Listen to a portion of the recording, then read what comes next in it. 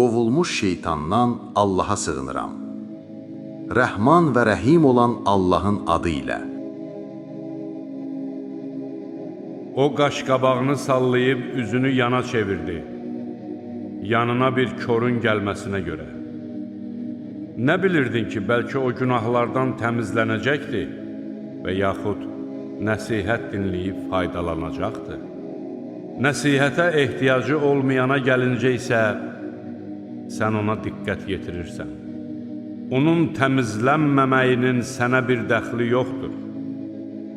Səy göstərib sənin yanına gələn, Allahdan qorxan kimsəyə gəlincə ona məhəl qoymursan. Xeyr, şübhəsiz ki, bu bir nəsihətdir. Kim istəsə, qoy onu xatırlayıb ibrət alsın.